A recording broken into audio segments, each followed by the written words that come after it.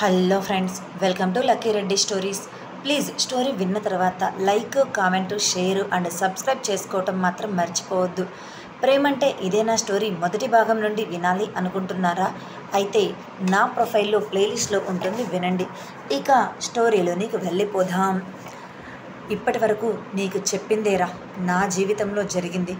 నువ్వు అనాథ కావటానికి కారణమైన వాడిని మాత్రం వదిలిపెట్టడానికి వీల్లేదు. కుక్క చావు చచ్చే విధంగా చెయ్యాలి. నరకం అంటే ఇలా ఉంటుందా అని ప్రత్యక్షంగా వాడు చూడాలి అని కళ్ళల్లో నిప్పులు కురిపిస్తూ కసిగా పిడికిలి బిగిస్తూ తను అనుభవించిన నరకాన్ని అంతా కూడా గుర్తు తెచ్చుకుంటూ అన్నారు శ్రీధర్. అంతా విన్న తర్వాత భార్గవ్కి కూడా చాలా కోపం వచ్చి పిడికిలి బిగిస్తూ, అలాగే నాన్న, మీరన్నట్లుగానే వాడికి నరకం అంటే ఎలా ఉంటుందో చూపించి మరి నేను చంపేస్తాను కదా.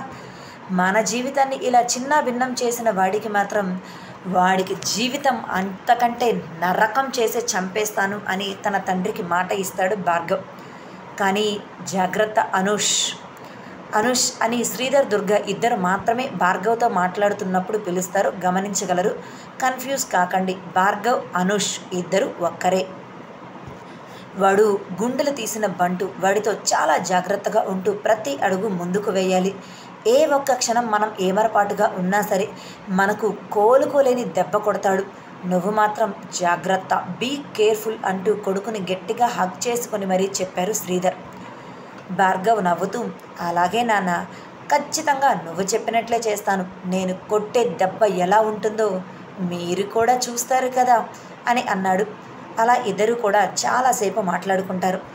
పదండి నాన్న, మీకోసం ఇంట్లో అమ్మ వెయిట్ చేస్తూ ఉంటుంది అని భార్గవ్ అనటంతో, నువ్వు కూడా నాతో పాటు ఉండొచ్చు కదా అని అడగకూడదు అనుకుంటూనే శ్రీధర్ భార్గవ్ని అడిగేశాడు.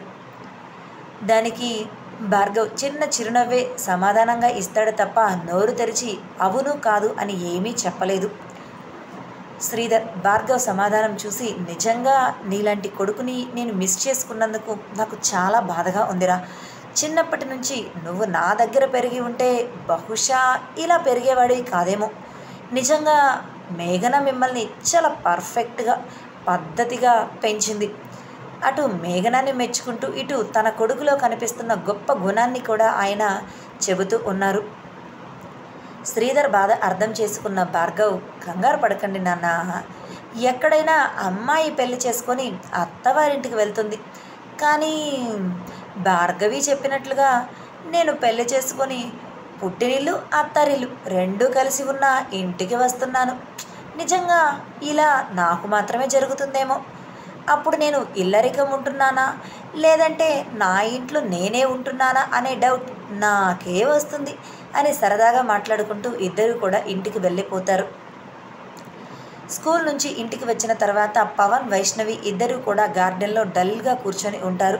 రోజు యాక్టివ్గా అందరితో కలిసి తిరిగే వాళ్ళు ఈరోజు డల్గా ఉండటం చూసిన నరేష్, జగదీష్ ఇద్దరు ఒకరి ముఖాలు ఒకరు చూసుకొని, వీళ్ళేంటి ఇలా డల్గా కనిపిస్తున్నారు, రోజు ఇల్లంతా తిరుగుతూ గోలగోల చేసేవాళ్ళు కాస్త ఇలా సైలెంట్ అయిపోయారు, ఏంటి విషయం?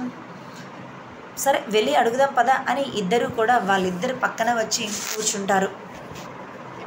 అలా తాతయ్యలు ఇద్దరు పక్కన వచ్చి కూర్చున్న వాళ్ళిద్దరూ వచ్చిన వాళ్ళ వైపు ఒకసారి చూసి మరలా తలదించుకొని సైలెంట్గా ఉంటారు. ఏంట్రా ఇద్దరేంటి వాన్లో తడిచిన చిచ్చుబుడ్డిలా కనిపిస్తున్నారు? ఎప్పుడు కూడా తారాజువల రాకెట్ల పైకి ఎగురెగురుతూ ఉండేవాళ్ళు, ఇల్లంతా తిరుగుతూ మరేంటి ఇప్పుడు ఇలా ఉన్నారు అని అడిగారు. ఏమీ లేదులే తాతయ్య అని వైష్ణవి సమాధానం చెప్పింది. ఏమీ లేదంటే ఎలారా, మీరిద్దరూ ఇలా సైలెంట్గా ఉంటే మాకైతే అస్సలు నచ్చటం లేదు. ఈ తాతయ్యలతో మీరు ఆడి పాడుతుంటేనే కదా మీరు సంతోషంగా ఉన్నారు అని మేము కూడా హ్యాపీగా ఫీల్ అయ్యేది. కానీ మీరేమో స్కూల్ నుంచి ఇలా వచ్చేసిన వెంటనే డల్గా బెంచ్ మీద కూర్చొని ఉంటే ఈ తాతయ్యలు మాత్రం ఎలా ఆనందంగా ఉండగలరు అని వాళ్ళు కూడా ఫేస్ అంతా పిల్లలు ఇద్దరు పెట్టినట్లుగానే పెట్టి అన్నారు. మరి ఇలా ఉండకపోతే ఎలా ఉండాలి? భార్గవ్ అన్నయ్య, భాషిత అక్క ఇద్దరు కూడా మా అమ్మ వాళ్ళ పిల్లలు కాదు, వేరే ఎవరో పిల్లలు అమ్మ వాళ్లకు పుట్టలేదు అని అందరూ చెప్పుకుంటున్నారు. నరేష్, జగదీష్ ఇద్దరు కూడా ఏదో అనుమానం వాళ్ళ మాటల వల్ల కలుగుతూ ఉండటంతో ఒకరి ముఖాలు ఒకరు చూసుకొని, అది నిజమే కదా. చిన్నప్పటి నుంచి వాళ్ళందరూ ఒకే చోట పెరిగారు అనాథల. ఆ తర్వాత అక్కగా ఉన్న మేఘనానే వాళ్ళకు తల్లి అయ్యింది. అవన్నీ ఆల్రెడీ మీకు తెలుసు కదా, ఆ రోజు విన్నారు కదా, మరలా ఎందుకు ఇప్పుడు కొత్తగా మాట్లాడుతున్నారు అని అన్నారు. విన్నాం తాతయ్య, విన్నాం. మాతో పాటు మా ఫ్రెండ్స్ అందరూ కూడా విన్నారు. అప్పుడు వాళ్ళందరూ మమ్మల్ని అంటున్నారు, మీరు కూడా అనాథలా, లేకపోతే వాళ్ళ పిల్లలేనా, అసలు మీకు పేరెంట్స్ ఉన్నారా లేదా అని.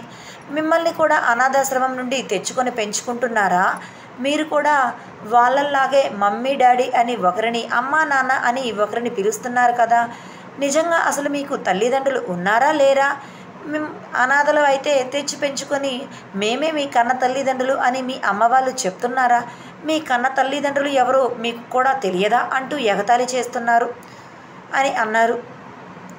నిజంగా ఇటువంటి మాట వాళ్ళ నోటి నుంచి వస్తుంది అని అస్సలు ఎక్స్పెక్ట్ చేయలేదు. పసి హృదయాలు కదా, ఎక్కడ ఏదైతే వింటారో అదే వాళ్ళ మనసులో ముద్రించిపోతుంది. ఇప్పుడే వాళ్ళకు సరైన సమాధానం చెప్పకపోతే ఫ్యూచర్లో వాళ్ళు ఎన్నో ప్రాబ్లమ్స్ని ఫేస్ చేయవలసి వస్తుంది అని అర్థం చేసుకున్నారు వాళ్ళు. అప్పుడే అక్కడికి వచ్చిన అన్నపూర్ణ, జగతి, ఏంటి నలుగురు కలిసి కబుర్లు చెప్పుకుంటున్నారా, మేము లేకుండా, కనీసం మమ్మల్ని పిలవను కూడా పిలవలేదే, తాతయ్యలతో మాత్రమేనా మీ ఆటలు అని అన్నారు. కబుర్లు ఏమీ కాదు అని వాళ్ళు కూడా ఫేస్ అంతా డల్గా పెట్టి ఒక రకమైన బాధతో అన్నారు. మీకేమైంది, పిల్లలతో కలిసి సరదాగా ఆడుకుంటామని ఇక్కడికి వచ్చి ఇలా గాలి తీసిన బెలూన్లా అయిపోయారేంటి అని అడిగారు. మరేం చేయమంటారు, వీళ్ళు అడిగిన ప్రశ్నకు అంటూ వాళ్ళు ఏమడిగారో అన్నపూర్ణ, జగతి ఇద్దరికీ చెబుతారు. అన్నపూర్ణ, జగతి ఇద్దరు కూడా ఒకరి ముఖాలు ఒకరు చూసుకొని పిల్లలు ఇద్దరు కాళ్ళ దగ్గర కూర్చొని, ఏంట్రా ఇప్పుడు మీ కన్న తల్లిదండ్రులు ఎవరో మీకు తెలియదా, మీ ఫ్రెండ్స్ అడిగినప్పుడు మీరు సమాధానం చెప్పలేకపోయారా, లేకపోతే చెప్పాలి అనుకోలేదా అని అడిగారు. ఏమో, వాళ్ళు అలా అడుగుతుంటే మాకు కూడా డౌట్ వస్తుంది, వీళ్ళు నిజంగానే మా కన్న తల్లిదండ్రులా, లేదు అంటే మమ్మల్ని కూడా అనాథాశ్రమం నుండి తీసుకొని వచ్చారా అని. జగతి ఒకటే మాట అడుగుతుంది, మీకు ఎప్పుడైనా అనిపించిందా మీ పేరెంట్స్ ప్రేమ అబద్ధమని, మిమ్మల్ని ఎక్కడి నుంచో తీసుకొని వచ్చి పెంచుతున్నారు అని మీ మనసుకి అనిపించిందా? ఒక్కసారి మీ మనసుని ఆ క్వశ్చన్ అడిగి చెప్పండి. మీరు మరీ ఏమీ తెలియని చిన్నపిల్లలైతే కాదు కదా, ఎంతో కొంత తెలుసు కదా, ఇన్ని సంవత్సరాల్లో ఏ రోజైనా మీకు అలా అనిపించిందా? పవన్, వైష్ణవి ఇద్దరు ఒకేసారి లేదు అన్నట్లుగా తల ఊపుతారు. మరి ఇంకేంటి, మీ పేరెంట్స్ వాళ్ళే, కన్న తల్లిదండ్రులు. ఇక ఇదిగో మీ అమ్మమ్మ ఉంది కదా, చిన్నప్పుడు మేఘన వీళ్ళ నుంచి తప్పిపోయింది, అది కూడా నా వల్లే అనుకో అని అప్పటికి కూడా తను నిజం ఒప్పుకుంటూనే చెబుతూ ఆ తర్వాత జరిగింది మొత్తం కూడా వివరంగా చెప్పింది. అలా వాళ్ళిద్దరూ మేఘన, గౌతమ్లిద్దరిని కూడా అమ్మా నాన్న అని పిలుస్తూ, ఆకాష్, వర్ష ఇద్దరిని మమ్మీ డాడీ అని పిలుస్తూ ఉన్నారు. మీరు పుట్టడంతో మీ అన్నయ్య, అక్కయ్య ఇద్దరిని చూసి మీరు కూడా వాళ్ళని చూసి అలానే పిలుస్తూ పెరిగారు. ఏ రోజు కూడా వాళ్ళ నలుగురు మీ నలుగురిని తక్కువ ఎక్కువ అంటూ చూడలేదు. మీ నలుగురిని వాళ్ళ కన్న పిల్లలుగానే చూసుకుంటూ వచ్చారు. భార్గవ్ వాళ్ళకి, మేఘన వాళ్ళకి వయసులో వ్యత్యాసం ఎక్కువ లేకపోయినా కూడా చిన్న వయసులోనే వాళ్ళకు తల్లిగా మారారు, అంత పెద్ద పిల్లలకి కూడా. ఇక మీ ఇద్దరు మీకు ఎప్పటిలా ఇలానే పిలుస్తూ ఉంటారా మీ తల్లిదండ్రులని? లేదు, మాకు మా కన్నవాళ్ళు ఎవరో తెలియాలి, వాళ్ళని మాత్రమే నేను అమ్మ నాన్న అని పిలుస్తాను, మిగిలిన వాళ్ళ ప్రేమ నాకు అవసరం లేదు, వద్దు అంటారా? ఇక మీ ఇష్టం, మేము మిమ్మల్ని ఫోర్స్ చేయం, జరిగింది అంతా తెలుసు, మీ కన్న తల్లిదండ్రులు ఎవరో మీకు తెలుసు అని అన్నది జగతి. పవన్, వైష్ణవి ఇద్దరు ఒక్కసారిగా వద్దు, మాకు అమ్మ నాన్న మమ్మీ డాడీ నలుగురి ప్రేమ కావాలి అని బెంచ్ మీద నుంచి పైకి లేచి నిలబడి అంటారు. మరి ఇంకేంటి, మీ తల్లిదండ్రులు ఎవరో మీకు తెలిసినప్పుడు మీ ఫ్రెండ్స్కి కూడా చెప్పండి, మా పేరెంట్స్ వాళ్ళే, మేమేమీ అనాథాశ్రమం నుండి రాలేదు అని. అంతేకాని ఇలా ఎవరో ఏదో అన్నారు అని మీరు ఏడుస్తూ ఉంటారా? అది నా పిల్లలు, ఇలా ఏడవచ్చా? ఎప్పుడు ధైర్యంగా ఉండాలి, ఎవరైనా ఏదైనా ఒక్క మాట అంటే వాళ్లకు తిరిగి సమాధానం చెప్పగలిగే విధంగా ఉండాలి అని అన్నది జగతి. అలాగే అమ్మమ్మ అంటూ జగతి, అన్నపూర్ణ ఇద్దరికీ కూడా ముద్దు పెట్టి వాళ్ళు కూడా వాళ్ళ వడిలో కూర్చుంటారు. అప్పుడు అన్నపూర్ణ, ఇప్పుడు నేను చెప్తున్నాను వినండి. పవన్, నువ్వు గౌతమ్ వర్ష ఇద్దరికీ పుట్టావు. అలానే వైష్ణవి, నువ్వు ఆకాష్ మేఘన ముద్దుల కూతురువి. నాకు తెలిసి ఇప్పటి వరకు మీకు ఈ ప్రశ్న ఎదురవ్వలేదు కాబట్టి మీరు ఎప్పుడు అలా ఆలోచించలేదు. కానీ ఫ్యూచర్లో ఇలాంటి మాటలు చాలానే ఉంటాయి. అందుకే నేను చెప్తున్నాను. కానీ మీరు పుట్టినప్పటి నుంచి అలానే ఉన్నారు, అలానే ఉండాలి అని నేను కోరుకుంటున్నాను. పరిస్థితులను బట్టి మారతారు నా పిల్లలు అని నేను అనుకోను. చుట్టూ చూసేవాళ్ళు మనందరినీ విడదీయటానికి ఎన్నో మాటలు అంటూ ఉంటారు. కానీ ఆ మాటలను మనం అస్సలు పట్టించుకోకూడదు. ఒకవేళ వాళ్ళు ఏదైనా అంటే ఆ మాటలను తిరిగి రీట్రీట్ ఇవ్వాలి. నా పిల్లలు అని వాళ్ళను దగ్గరకు తీసుకుంటూ అంటుంది. అప్పుడే అక్కడికి ఆకాష్, మేఘన, వర్ష, గౌతమ్ నలుగురు రావటంతో ఇంతకుముందు జరిగిన డిస్కషన్ అంతా ఆపేసి సరదాగా కబుర్లు చెప్పుకుంటూ ఉన్నారు. శ్రీధర్, భార్గవ్ ఇద్దరు ఇంటికి రావటంతో దుర్గ ఆనందంగా శ్రీధర్ని పట్టించుకోకుండా భార్గవ్ దగ్గరకు వచ్చి, రారా, ఈరోజు నీకోసం నేను పాయసం చేశాను, తిందువురా అని లోపలికి తీసుకొని వెళ్తుంది భార్గవ్ని. నా పిల్లానికి కొడుకు వచ్చిన ఆనందంలో మొగుడు కనపడటం లేదు అని చిన్నగా తనలో తానే గొనుక్కుంటూ ఇంటి లోపలికి వచ్చేస్తాడు భార్గవ్. దుర్గ ఇచ్చిన పాయసం తింటూ ఉంటే పక్కనే ఉండి చూస్తూ, నేను నీకు పెట్టనా అనుష్ అని ఆప్యాయంగా అడుగుతుంది దుర్గ.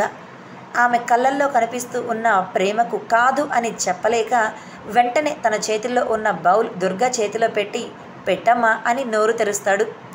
ఆమె ఆనందంగా ఆమె చేతులతోనే చిన్నప్పటి నుంచి మిస్ అయిపోయిన గోరుముద్దలు అన్నీ ఇప్పుడు భార్గవ్కి తినిపిస్తూ ఉంటుంది. పక్కనే ఉన్న శ్రీధర్ ఉడుక్కుంటూ, ఏంటి కొడుకు వస్తే వాడికి మాత్రమే నా తినిపించేది, ఇక్కడ నీకు ఒక మొగుడు ఉన్నాడే, వాడికి తినిపిద్దామని ఏమీ లేదా అని మూతి 30 వంకర్లు తిప్పుతూ అంటాడు శ్రీధర్. ఇదండి ఇవాల్టి స్టోరీ.